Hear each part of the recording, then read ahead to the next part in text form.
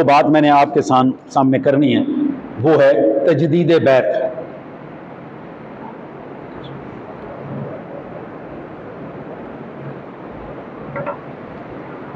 दोबारा बैत करना, इसको कहते हैं तजदीद। एक पहले से काम किया हुआ है, अब मैं नए सिरे से कर, मसलन कोई बंदा खुदा न खास्ता इस्लाम से खारिज हो जाता है, अब उसने दोबारा जिस वक़्त इस्लाम कबूल करना है तो वो क्या है, तजदीद इस्लाम। तो बिल्कुल इसी तरह से बैत के तजदीद बैत, आप पहले से कहीं बैत हैं, अब आपने दोबारा बैत होना है, तो ये हमारे यहाँ अक्सर ये मसला पूछा जाता है और लोगों को इसके ऊपर सिर्फ एक ही बात मालूम है, और वो मालूम क्या है कि जी जो बैत है ये निकाह की तरह है, बैत निकाह की तरह है, और निकाह हो गया जब तक खामद छोड़े नहीं, औरत आगे नहीं कहीं जा सकती, निकाह नहीं कर सकती। तो पीर जो है उसके साथ ये जो बैत का ताल्लुक है ये निकाह का ताल्लुक है, तो जब तक पीर ना छोड़े वो कहीं नहीं जा सकता।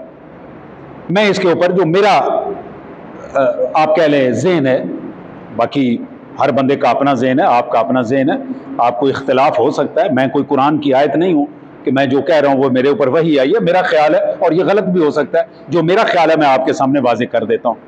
मेरा ख्याल ये है कि रसूलुल्लाह सल्लल्लाहु ताला अलैहि वसल्लम ने अपनी ज़िंदगी में बहुत सारे सहाबा इकराम ऐसे हैं जिनसे एक एक, दो दो, चार चार, छः दफ़ा भी बैत ली है, और मुख्तलिफ मौक़ों पे मुख्तलिफ चीज़ों की बैत ली है। मिसाल के तौर पे सैयदना अबू बकर सिद्दीक़ रज़ी अल्लाह ताला अन्हु, आप जिस वक़्त मुसलमान हुए तो इस्लाम की बैत हुई, उसके बाद जिहाद पे गए, जिहाद की बैत हुई, बीच में बेशुमार मौक़ों पे जिस तरह बैत रिजवान थी उसमें तमाम साहबा से बैत हुई, तो उस वक़्त भी हज़रत अबू बकर सिद्दीक़ मौजूद थे, तो बैत, तो मुख्तलिफ मौक़ों पे कई कई मरतबा बैत हुई। चलें, वो तो एक ही शख्स से बैत थी। जब आपका विसाल हो गया, आपके विसाल के बाद तमाम साहबा इकराम ने हज़रत अबू बकर सिद्दीक़ रज़ी अल्लाह ताला अन्हु की बैत की, सारों ने की है ना, कोई भी साहबी ऐसा नहीं था जिसने आपकी बैत ना की हो, तो सारे साहबा ने बैत की। ये तजदीद बैत है। अब इससे बड़ी मैं मिसाल क्या दूं, इससे बड़ी तो कोई मिसाल नहीं हो सकती। उनका इंतकाल हुआ तो लोगों ने हजरत उमर फारूक रजी अल्लाह ताला अन्हु से बैत की। अब ये भी तजदीद बैत है। हमारे कुछ साथी कहते हैं कि ये सियासी बैत थी। मैं अर्ज करता हूं कि हजरत अबू बकर सिद्दीक रजी अल्लाह ताला अन्हु, आपके दौर में यह फैसला करना था कि कुरान पाक जमा किया जाए या ना जमा किया जाए। तो हजरत अबू बकर सिद्दीक से जब हजरत उमर फारूक रजी अल्लाह ताला अन्हु ने अर्ज किया कि आप इस तरह करें कि इतने लोग हाफिज शहीद हो गए, अगर इसी तरह लोग शहीद होते गए तो ये कुरान पाक कब्रों में चला जाएगा, तो हमें ये जमा कर लेना चाहिए कागजों में। तो हजरत अबू बकर सिद्दीक रजी अल्लाह ताला अन्हु हजरत उमर से नाराज हुए और फरमाया कि तुम मुझे एक ऐसा काम बता रहे हो, करने के लिए कह रहे हो, जो रसूलुल्लाह सल्लल्लाहु अलैहि वसल्लम ने अपनी जिंदगी में नहीं किया। इसका मतलब है कि हजरत अबू बकर सिद्दीक इस काम को बिदअत समझते थे। लेकिन बार बार कहने के ऊपर हजरत अबू बकर सिद्दीक खुद फरमाते हैं, ये बुखारी और मुस्लिम की हदीस आपको सुना रहा हूं, हजरत अबू बकर सिद्दीक ने कहा कि अल्लाह ताला ने मेरा सीना खोल दिया है, इस मामले में मेरा सीना खोल दिया है। आपने हजरत ज़ैद बिन हारिस को बुलाया और उनके नीचे एक कमेटी बनाई और उस कमेटी से कहा कि कुरान पाक जमा करो। उस कमेटी ने कुरान पाक जिस हालत में आज आपके पास है, इस तरतीब से कुरान पाक जमा किया। तो मुझे यह बताइए कि ज़ैद बिन हारिस भी यही कहते हैं। वो फरमाते हैं कि जिस वक़्त अबू बकर ने बुला के मुझे ये काम दिया तो मुझे महसूस हुआ कि अगर अबू बकर मुझे कहते कि ओहद का पहाड़ अपने कंधों पे रखो तो शायद वो मेरे लिए आसान होता, ये काम मेरे लिए मुश्किल था। लेकिन अल्लाह ने मेरा भी सीना खोल दिया और मैं इस काम के लिए तैयार हो गया। अब ये सीने खुलते जा रहे हैं। मुझे ये बताइए कि ये जो बैत थी, जिस बैत के तहत हजरत ज़ैद बिन हारिस ने ये वाला काम कबूल किया और फिर मुकम्मल भी किया, ये बैत सियासत की बैत थी। हजरत उमर रजी अल्लाह ताला अन्हु ने तरावी की जमात शुरू कराई, सारे के सारे साहबा इकराम इसमें मुत्तफिक हो गए और आज तक हम बाजमात नमाज पढ़ते हैं। तो क्या ये सियासी बैत थी तब उन्होंने कबूल किया? बहरहाल मैं मुख्तसर अर्ज करता हूं, मेरे गुमान के मुआफिक, मुझे यार टाइम का कोई बताओ, मेरे पास घड़ी नहीं है, मेरे गुमान के मुताबिक 3 मौके ऐसे आ सकते हैं जिनमें 3 मौके ऐसे आ सकते हैं जिनके बाद मुरीद पे नया पीर तलाश करना और उसकी बैत करना जरूरी हो जाता है। वो 3 मौके मैं अर्ज कर देता हूं। ये जो हमारे यहां है ना निकाह वाली कहानी, ये इसलिए है कि अगर हमने ये बात बता दी तो सानू छड़ के दूसरे को टुर जाएंगे, और मुझे अल्हम्दुलिल्लाह ये डर कोई नहीं है।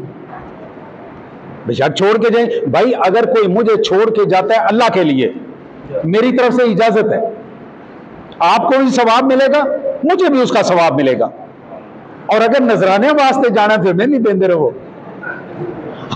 मतलब वो 1500 आपने कहीं और देना है तो वो मुझे भी लग जाता है, फिर मुझे ही देते रहो। अगर अल्लाह के लिए जाना है तो जिन लोगों ने मेरे हाथ पे बैत की हुई है उन्हें मुझसे इजाजत लेने की कोई जरूरत नहीं।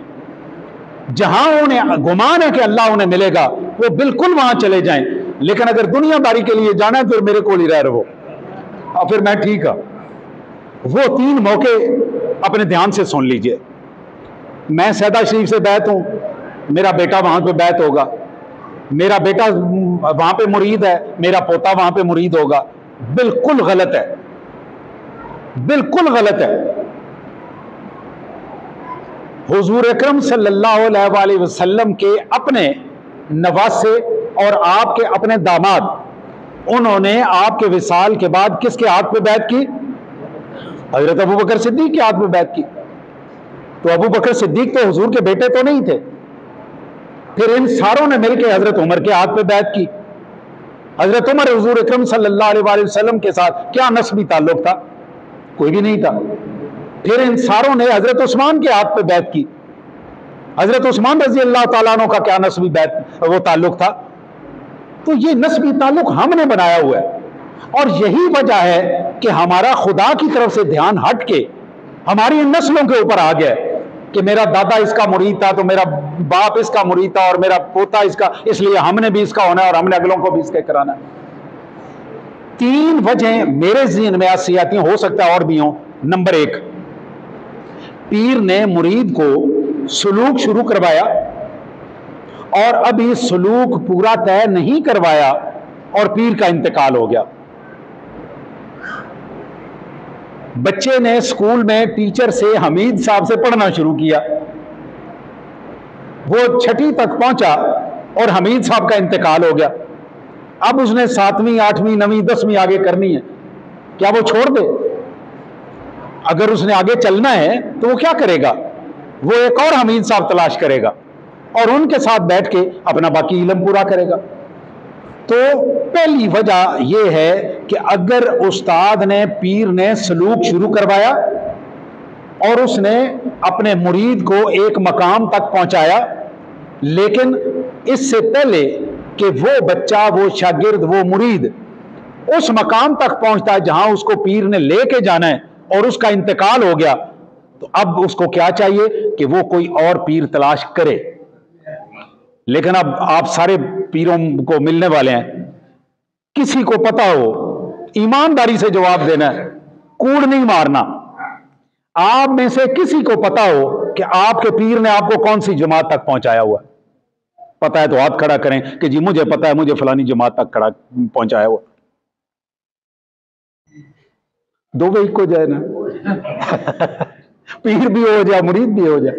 ना मुरीद को पता है कि मैं कौन सी जमात में हूं, ना पीर को पता है मैंने इस बच्चे, इसको, अपने मुरीद को कौन सी जमात तक पहुंचाया हुआ। दोनों को ही कोई नहीं पता। तो ठीक है, वो फौत हो गया, तुसी जो मर्जी करो, मौज करो, लुट पाओ।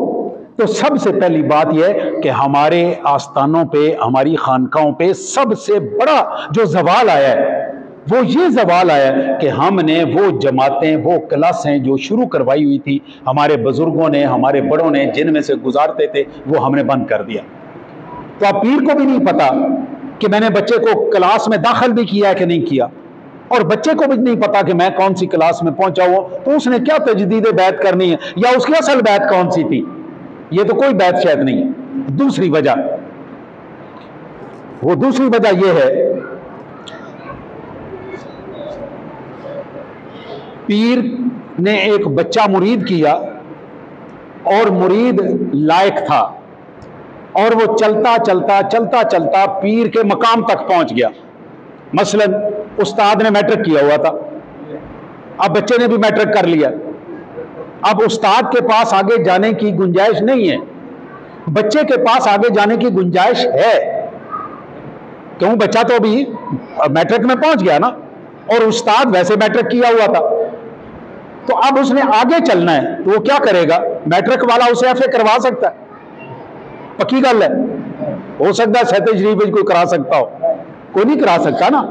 तो उसको फिर वो टीचर तलाश करना है जो उसे आगे ले जाए, जो उसे आगे ले जाए। इसमें पीर का काम है कि वो खुद अपने मुरीद से कहे कि मेरे बच्चे, मेरी हिम्मत यहां तक थी, मैंने तुझे पहुंचा दी है, इसके बाद आगे जाओ फलां शख्स के पास, या खुद बंदा तलाश करो और जाके उसके मुरीद हो जाओ। और ये ऐसा नहीं है कि इसमें कोई मिसाल मौजूद ना हो, इसमें बेशुमार मिसालें मौजूद हैं। मैं दो मिसालें आपके सामने अर्ज करता हूं। एक बहुत बड़े बुजुर्ग हुए हैं, उनका नाम है हजरत अबू अली फारमदी रहमतुल्लाह ताला अलैह। ईरान में एक फारमद गांव है, मैं उनके मज़ार मुबारक पे हाजिरी दे के आया हूं। और हाजिरी देने की वजह क्या बनी, वजह यह बनी, मैंने किसी किताब में पढ़ा, और बड़ी मुस्तनद किताब में यह पढ़ा, इमाम मोहम्मद गजाली का नाम आपने सुना हुआ है, सुना हुआ है, सारों ने सुना हुआ, बहुत बड़ा नाम है आलम इस्लाम में। आलम इस्लाम क्या, आप गैर मुस्लिम दुनिया में चले जाएं, इमाम गजाली का बहुत बड़ा नाम है। तो हजरत इमाम गजाली रहमतुल्लाह अलैह ने जिस बंदे के हाथ पे बैत की, उसका नाम था अबू अली फारमदी। तो मेरे दिमाग में यह बात आई कि जिस बंदे के हाथ पे इमाम गजाली रहमतुल्लाह अलैह जैसे बंदे ने अपना इल्म हार दिया, वो बंदा खुद क्या शय होगा, वो बंदा खुद क्या चीज होगा। ये शौक मुझे ईरान ले गया, मैंने जाके, उनका तो मज़ार भी मशहूर नहीं है, बहरहाल हमने ढूंढ लिया। अबू अली फारमदी के मुतालिक कश्फुल माजूब में दाता साहब ने उनका थोड़ा सा तज़किरा किया है कि मैं अबुल कासिम गुरगानी रहमतुल्लाह अलैह की बारगाह में इस बच्चे को देखता हूँ, इस नौजवान को देखता हूँ, अगर ये नौजवान जिस तरीके से चल रहा है, ये चलता रहा, तो एक ज़माने में ये बड़े कामिल लोगों में अपना नाम पैदा करेगा। ये कश्फुल माजूब में उन्होंने पेशीन गोई की हुई है। आइए मैं उनकी एक छोटी सारी कहानी आपको सुनाऊं। दाता साहब के एक उस्ताद थे जिनका नाम था अबुल कासिम कुशैरी रहमतुल्लाह ताला अलैह। अबुल कासिम कुशैरी की किताब बहुत मशहूर है, रिसाला कुशैरिया। जिन बच्चों को पढ़ने का शौक हो वो रिसाला कुशैरिया जरूर पढ़ें। अगर आपने तसव्वुफ को समझना है तो जरूर रिसाला कुशैरिया पढ़ें। आप हजरत अबुल कासिम कुशैरी के पास इल्म हासिल कर रहे थे, और अबुल कासिम कुशैरी के पास दो दरस थे। एक दरस वो था जिसमें वो इल्म दीन पढ़ाते थे, और दूसरा खानका थी जहां पे वो तसव्वुफ की तालीम देते थे।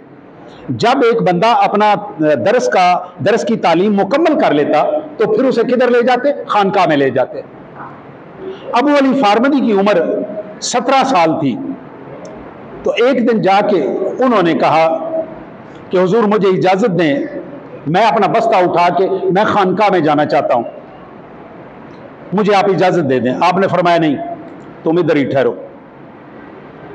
पढ़ते रहे, 21 साल उम्र हो गई। आप और मैं 21 साल की उम्र में दांत साफ करने का भी पता नहीं होता, और अबू अली फारमदी 21 साल की उम्र में अबुल कासिम कुशैरी के पास गए, अपने उस्ताद के पास, और ये उनके पीर भी थे। उनसे जाके सवाल किया कि हुजूर मेरी एक कैफियत कल मैंने देखी है, मैं कुछ दिनों से एक कैफियत देख रहा हूं, मैंने इसके मुतालिक आपसे पूछना है कि मुझे इस पर रहनुमाई फरमाएं। उन्होंने कहा बयान करो, सुनिए जरा। उन्होंने कहा कि मैं कलम दवात से लिखता हूं, तो जो दवात में स्याही होती है वो किस रंग की होती है? काले रंग की। कहते हैं मैं जब दवात में कलम डाल के लिखना शुरू करता हूं तो पहले वो काले रंग से लिखती थी, कुछ दिनों से मैं महसूस कर रहा हूं कि मैं उसी दवात में कलम डाल के जब लिखना शुरू करता हूं तो वो काला नहीं लिखती, सफेद लिखती है। तो मैं इस कैफियत के मुतालिक आपसे पूछना चाहता हूं, हमारे जैसा पीर होता तो कोई ना कोई झूठ जाट गढ़ लेता कि भाई तेरा मकाम है तो वो फला। अबुल कासिम कुशैरी दाता साहब का उस्ताद, आप अंदाजा फरमाए दाता गंज बख्श अली हजवेरी का उस्ताद आगे से जवाब क्या देता है? जवाब देता है अबू अली तुम मेरे बेटे हो, ये कैफियत अभी मेरे ऊपर जाहिर नहीं हुई, मैं यहां तक नहीं पहुंचा। ये पीर कह रहा है। अगर आपने किसी पीर की जुबान से ये लफ्ज सुना हो तो मुझे जरूर बताइए, मैं जियारत के लिए जाऊं वहां पे, मुझे जरूर बताइएगा। अबुल कासिम कुशैरी ने कहा कि मैं इस मकाम को नहीं समझता, मैं यहां तक नहीं पहुंचा। तुम इस तरह करो, अपना बस्ता उठाओ, जाके बंदा तलाश करो और खुद आदमी तलाश करके उससे तरबियत हासिल करो। अभी 21 साल उम्र है, बाबा जी 70 साल के हैं और उसको भेज रहे। खैर उन्होंने जाके जमाना देखा और अबुल कासिम गुरगानी रहमतुल्लाह अलैह उनकी बारगाह में पहुंचे और फिर उनसे फैज हासिल किया और उनके ही वो मुरीद हुए और वो नक्शबंदिया सिलसिले में। हम जब शिजरा पढ़ते हैं तो उसमें अबू अली फारमदी का नाम आता है और अबुल कासिम गुरगानी रहमतुल्लाह अलैह का नाम आता है। ये मैंने एक मिसाल आपको दी है, जरा दूसरी मिसाल सुनिए। हजरत ख्वाजा महबूब आलम रहमतुल्लाह ताला अलैह, मेरे दादा जान, आपके एक बड़े चहीते खलीफा थे जिनका नाम था सैयद असगर अली शाह। कद बुत उनका बहुत लंबा था और बड़े चौड़े और जसीम थे। आप उनको प्यार से जर्नैल कहा करते थे। रादौर एक गांव है इंडिया में, वहां से वो आया करते थे। आपने उनको खिलाफत से भी नवाजा और वो आपके खुलाफा में मर्तबे के लिहाज से नंबर 1 खलीफा थे। अल्लाह जाने क्या बात हुई कि अपने पीर से दिल में नफरत पैदा हो गई, ख्वाजा महबूब आलम से नफरत पैदा हो गई। हमारे यहाँ ये भी कुफर समझा जाता है। मेरे पास कई आते हैं लोग, तुसी मेरे नाल नाराज हो, अल्लाह जानता है। मैं उनको एक जवाब देता हूं कि यार मेरी बात सुनो, मेरे में 2 आते हैं। नंबर 1, भाई नाराज होने के लिए भी कोई 2-4 मिनट चाहिए होते हैं ना।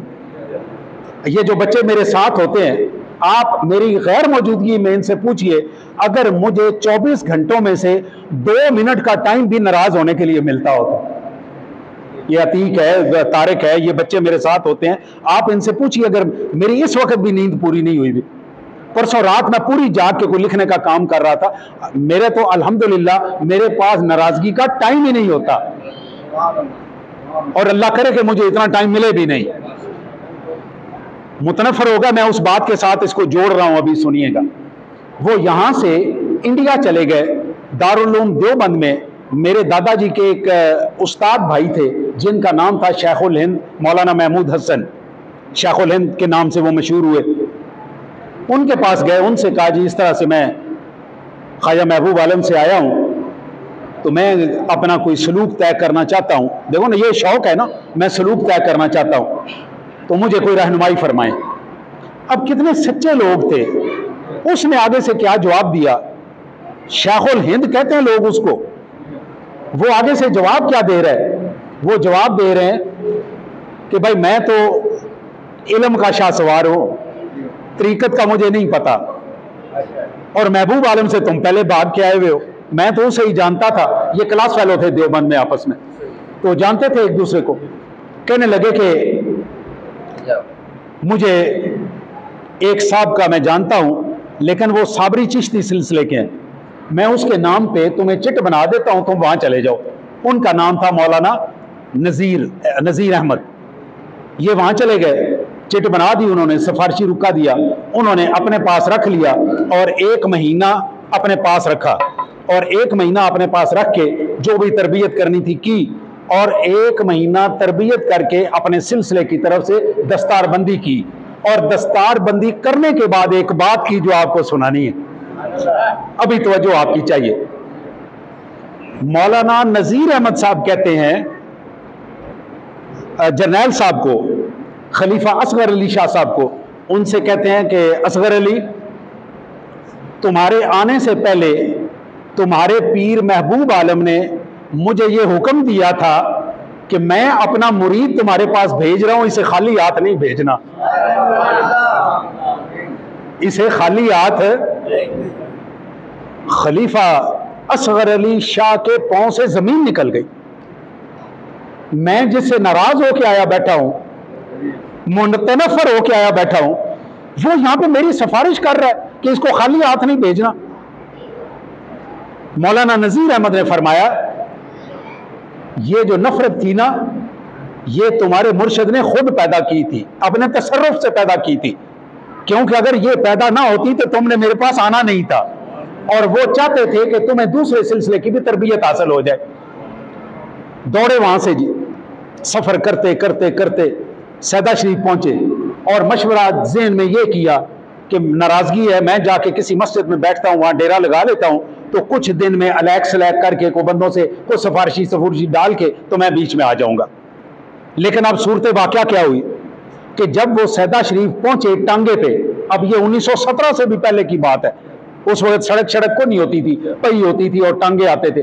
टांगे पे पहुंचे, अल्लाह का करना, इधर ये पहुंचते, उधर हजरत ख्वाजा महबूब आलम रहमतुल्लाह अलैह हाथ में लोटा पकड़ा हुआ है और रफ़ा हजत के लिए बाहर निकल रहे हैं, और वहां पे आमना सामना हो गया। अब खलीफा साहब ने छलांग लगाई और टांगे के पीछे छुप गए ताकि मेरी नजर ना पड़े। आपकी तो नजर पड़ गई थी, आप आगे आए और आके उसको पकड़ लिया बाजू से। कहते हैं, ओ जरनैल, छुपता क्यों है, छुपता क्यों है? कहने लगे, जी आपकी नाराजगी की वजह से आपने जो जवाब दिया वो सोने के पानी से लिखने वाला है। हम अपने मुरीद को दूसरे पीर के पास नहीं जाने देते। जरा सुनो कामिल लोग क्या होते हैं। जरनैल साहब ने कहा, जी आपकी नाराजगी की वजह से। आपने फरमाया, जरनैल मुझे एक बात बता, जो औलाद कमा के लाए उससे कोई नाराज होता है?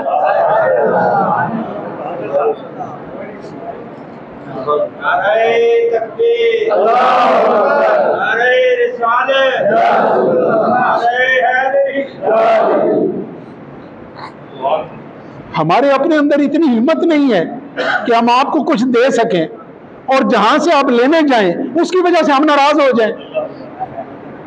आपने फरमाया, जो औलाद कमा के लाए उससे भला कोई नाराज होता है?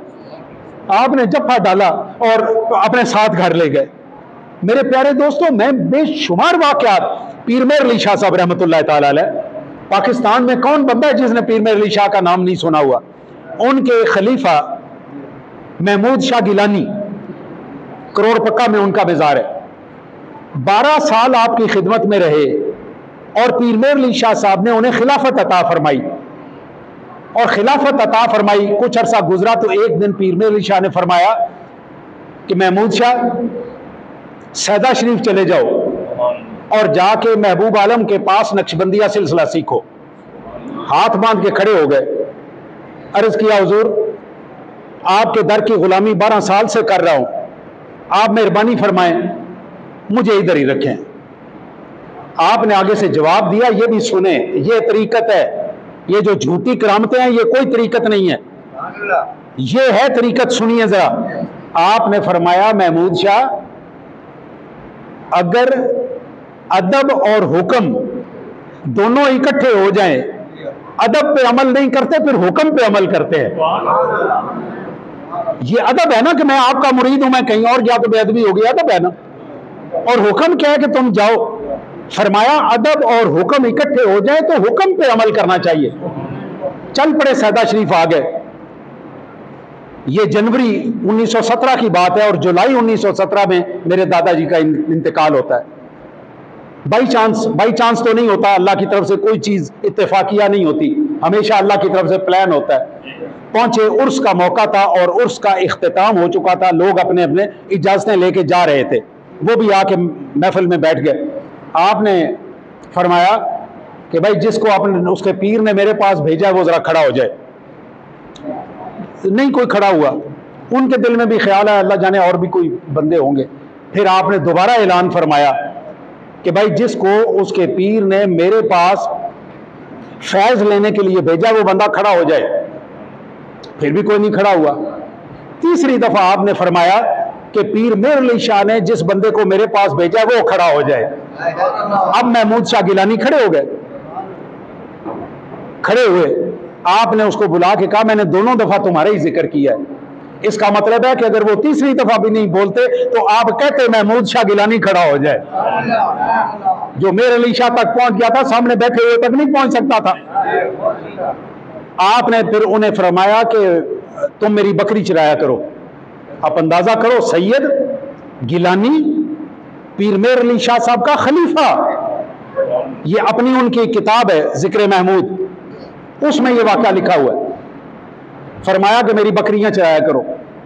आ गए, 7 दिन बकरियां चराई। 7 दिन के बाद आपने बुलाया, बुला के फरमाया महमूद शाह तेरी मेरी आखिरी मुलाकात है, मैं तुम्हें अपने खलीफा रहमत अली शाह के हवाले कर रहा हूं, अब इसके बाद तेरी मेरी मुलाकात नहीं होनी। पीर मेर अली शाह ने मेरे जिम्मे जो कुछ लगाया था मैंने तुझे अता कर दिया। उसके बाद इनकी मुलाकात नहीं हुई। जुलाई में हमारे दादाजी फौत हो जाते हैं। मेरे प्यारे दोस्तों, अगर पीर मेर अली शाह साहब रहमतुल्लाह ताला अलैह जैसा बंदा अपने खलीफा को तरबियत के लिए दूसरे के पास भेजता है तो हम किस खेत की मूली हैं? आपको बांध के बिठा दें कि अल्लाह के लिए कहीं और नहीं जाना। आपको जहां से अल्लाह का नाम मिलता है आप वहां चले जाएं। ये दूसरी सूरत है तजदीद बैत की, कि बच्चा मुरीद अपने पीर के मकाम तक पहुंच गया, लेकिन अभी उसमें उम्र की वजह से और अपनी अहलियत की वजह से आगे जाने की गुंजाइश है, तो पीर को खुद चाहिए कि उधर भेज दे। और हजरत मुजद्दद अल-फसानी रहमतुल्लाह अलैह फरमाते हैं अगर पीर ना भेजे तो मुरीद को फर्ज है कि वो खुद उस पीर की वजह से उसको ना, मतलब है उसकी बेअदबी ना करे, वो जाए और दूसरी जगह पे जाके बैठ हो और वहां से अपना फैज हासिल करे। और तीसरी वजह ये आजकल के दौर में बहुत आम हो गई है कि पीर ही गुमराह हो गया, खुदा न खास्ता पीर गुमराह हो गया, सुन्नी था शिया हो गया। हो रहे हैं ना हमारे यहां भी हो रहे हैं, अपने आप को सुन्नी कहलाते हैं, आते हैं हमारी महफिलों में तकरीरें करके लोगों को शिया करते हैं। ऐसे लोग गुमराह हो गया। ऐसे लोगों का सुनना भी गुनाह है, ऐसे बंदों को बुलाना भी गुनाह है। पीर गुमराह हो गया। ऐसी सूरत में अगर मुरीद पीर को नहीं छोड़ता, ऐसे पीर को, तो वो हराम का मुर्तकिब है। जिस तरह शराब पीनी हराम है, जिस तरह सुअर खाना हराम है, इसी तरह उस बंदे की बैत में रहना भी हराम है। उसको छोड़ना फर्ज है, उसको छोड़े और किसी और नेक आदमी, शरीफ आदमी, शरीफ उन नफ्स जो सही उल अकीदा आदमी है, आप फिर उसकी बैत हों और उसके साथ आप चलें।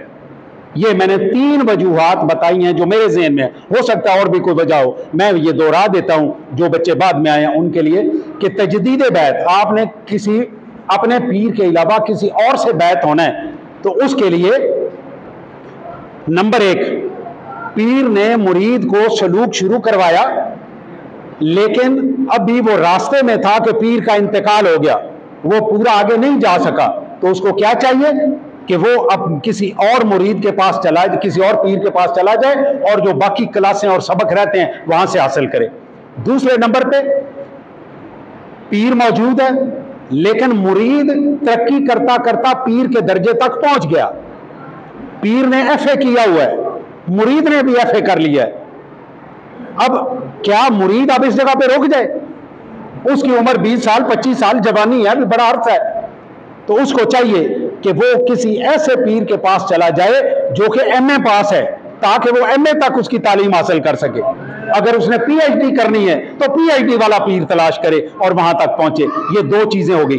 अब तीसरी, खुदा न खासा पीर गुमराह हो गया। पीर गुमराह हो गया, जैसा कि मैंने अर्ज किया है, जो लोग ऐसी महफिलों में बैठते हैं, मेरी उनसे दस्तबस्ता गुजारिश है, अपने ईमान की हिफाजत करें। गुमराही बहुत आम है, सोशल मीडिया, बच्चे सुनते हैं। मेरे पास अगले दिन एक बच्चा आया, एक तो नहीं ढेर सारे, उन्होंने आके कहा जी फलाने बंदे के मुतालिक। मैंने उससे कहा तुमने उसे जो तालीमात हासिल की हैं 3 उनमें से बताओ। उसने मुझे 3 तालीम बताई कि मैंने उस अपने जिससे मैं सुनता हूं उसे ये 3 तालीम हासिल की हैं। उसने तीनों बता ली। मैंने कहा इन तीनों में बताओ नफरत ज्यादा है कि मोहब्बत ज्यादा है? बरेलवी काफर, शिया काफर, सुन्नी काफर, देवबंदी काफर, फलाना। मैंने कहा इसमें नफरत है सारी की सारी या कहीं को मोहब्बत भी है? मुंह नीचे करके बैठ गए। उनमें एक बंदा एमए इस्लामियात भी था। मैंने उनसे गुजारिश की मुझे वो दिन बताएं जिसने रसूलुल्लाह सल्लल्लाहु अलैहि वसल्लम ने कोई नफरत की बात की हो।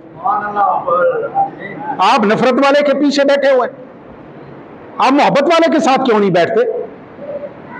आप उसके पीछे क्यों बैठते हैं जो सहाबा से नफरत पैदा करता है? आप उसके पीछे क्यों बैठते हैं जो सहाबा की औलाद की नफरत पैदा करता है? क्यों आप उसके साथ बैठते हैं? आप मोहब्बत वाले के साथ क्यों नहीं बैठते? सवाल है कि इनमें बड़ा कौन है? अबू बकर सिद्दीक बड़े हैं। अकीदा अपनी जगह पे, उलमा की इसमें बहसें मौजूद है, हमें नहीं इसमें करना। अबू बकर सिद्दीक अफजल है, अली उल मुर्तजा अफजल है, उस्मान गनी अफजल, कौन अफजल है? मुझे ये आप बताएं अपने ईमान से। 5वीं जमात पढ़ा हुआ बच्चा एमए वाले के मुताल्लिक क्या बता सकता है कि इनमें से आगे कौन है? कोई बता सकता है? ओ यार जात दी कोड़ किरली शतीना नू जफे हानिया नाल की आदम हानिया नाल गोए चुनो भाई। मैं कैसे कहूं कि अली और मुर्तजा छोटा है और अबू बकर बड़ा है, या अबू बकर बड़ा है और हजरत उस्मान छोटा है? मेरी औकात है ये कहने की? तो आपको क्यों जुर्रत होती है ये बात करने की? और जो आपके सामने ये बात कर रहा होता है आपको सुनने की जरूरत क्यों होती है? सिर्फ, और मुझे अफसोस होता है इस बात पे, यकीन जानिए मैं इस बात पे जज्बाती हो जाता हूं कि मैंने कई बंदों से ये बात की कि आप इस तरह की मजलिसों में क्यों बैठते हैं? तो एक अच्छा खासा समझदार जमींदार तगड़ा जमीन वाला, तकरीबन 1 मुरब्बा जमीन है, वो मुझे कहता है ओ जी उसे बाकरा लब्ध है, लानत है बाकरे पे और तुम्हारी सोच पे। मुझे बताइए हुजूर अकरम सल्लल्लाहु अलैहि वसल्लम ने जंगे ओहद में, जंगे खंदक में, इनमें कितनों को बाकरा खिलाया था? बताए ना मुझे, कितनों ने बाकरा खिलाया था? वो इनके पास तो 3 दिन की रोटी नहीं थी, तुमने अपने बाकरे पे ईमान वो कर दिया, कुर्बान कर दिया। आप मेरे साथ जुमा पढ़ते हैं, मेरे साथ प्यार करते हैं, मेरी आपसे दरखास्त है अगर आपने बाकरे पे बिकना है तो हमारी तरफ से इजाजत है, आप बूदी के पास चले जाएं, इंशाअल्लाह आपको बाकरा भी देगा और बाकरे के साथ घर बार भी देगा और रोटी। वो जो अभी शिया मरा है उनका इंडिया में जिसने हजरत अली को खुदा कहा था, अभी मरा है, उसका रिजवी, वसीम रिजवी नाम था उसका, पिछले साल मरा है। उसको उन्होंने पूरी की पूरी सहूलतें दी हुई थी। आप भी जाएं जाके, आपको भी रोटी भी देगा, मकान भी देगा, पैसे भी देगा। फिर इनके यहां क्या बिकना? फिर मोल पे कुछ पाल हो ना, एक वक्त का बाकरा अगले दिन पखाना बांध के निकल जाएगा। खुदा के लिए ऐसी मजलिसों में मत जाएं जहां पे सहाबा के मुताल्लिक कोई बात करता हो, कोई अहले बैत की बुरी बात करता हो, जो नबी करीम सल्लल्लाहु अलैहि वसल्लम के यारों के मुताल्लिक और उनके मुताल्लिक कोई बात करता हो, मत उनमें बैठे। हमने तो ऑफर की है, हमें बुलाएं, अहले बैत का हम जिक्र करते हैं। कोई इधर जिले का मौलवी बुलाएं, उसको भी कहें कि अहले बैत का जिक्र करना और कुरान और हदीस से बाहर नहीं करना। मुझे भी बुलाएं, कुरान और हदीस से बाहर अगर एक लफ्ज निकले, गोली अपनी दूंगा, पिस्तौल अपना दूंगा, मुझे गोली मार देना। लेकिन कुरान और हदीस पे कोई ईमान हो तो तब है ना। हमारा तो दोनों पे ईमान है, दोनों पे ईमान है। कुरान और हदीस पे ईमान हो तो तब है ना। हदीस किसको अहले बैत कहती है? जो हदीस ने, रसूलुल्लाह ने जिनको अहले बैत कहा हुआ है, उनको अहले बैत मानना नहीं है। फिर कुरान और हदीस क्यों सुनेंगे? दौड़े सुनेंगे ना। और याद रखिए, ये दोनों वाला ईमान आपके गले इस तरह पड़ेगा कि दोज़ख की सबसे नीची घाटी में आप पहुंचेंगे। आप कुरान और हदीस सुने, कुरान पढ़ें, कुरान सुने, आने वाले के ऊपर पाबंदी लगाएं। अभी मैंने पिछली दफा बुलाए थे ना गुलाम रसूल कासमी साहब, अभी भी बुलाए गुलाम रसूल कासमी साहब को तकलीफ दी है। 1.25 घंटे की तकरीर में उन्होंने मिसाल के लिए 2 चीजें बयान की थी जो हदीस कुरान से बाहर थी। 1.25 घंटे में उसने कुरान हदीस से बाहर एक लफ्ज नहीं बोला। मैंने इस दफा भी इज्तिमा हमारा 20 अक्टूबर को हो रहा है जुमे को, मैंने इस दफा भी कासमी साहब को दावत दी है और उनसे फिर गुजारिश की है कि कुरान और हदीस यही हमारा मंबा है। मेरे प्यारे दोस्तों, मेरी किसी बात से आपको तकलीफ हुई हो, मैं हाथ बांध के माफी मांगता हूं। आप कहेंगे आपने बेटे को लेके आपके घर आ जाऊंगा, आके भी माफी मांगूंगा, लेकिन एक बात पक्की है, 100 हाथ रस्सा और गंढ सिरे थे। नबी की आल औलाद अहले बैत और नबी के यार, इनके मुतालिक हमने कोई गलती की बात नहीं सुननी। शरीका ना गिला करो ना, अपने शरीक का गिला करें ना, पता चले अगले थुन सेक दे रहे। गिला करना है तो अबू बकर सिद्दीक का मतलब है अपने हानिया नाल गोए चुनो ना। गिला करना है तो उमर फारूक का करना है, जिसने शहरबानो दी थी हजरत इमाम हुसैन को, जिसकी सारे के सारे आइम्मा अहले बैत, हजरत अली करमल्लाहु वजहो, हजरत इमाम हसन, हजरत इमाम हुसैन, इन तीन को निकाल दें, बाकी सारे के सारे आइम्मा अहले बैत शहरबानों की औलाद में से हैं, सारे शहरबानों की औलाद में से हैं। और शहरबानों का रिश्ता किसने दिया था? किसने दिया था? बोलो ना भाई। हजरत उमर ने किया था। निकाह किसने पढ़ा था? हजरत उमर ने पढ़ा था इसका निकाह। वो सारे के सारे जायज है। गालियां निकालनी है, ओ यार गालियां छोड़ो, को प्यार की बात करो यार।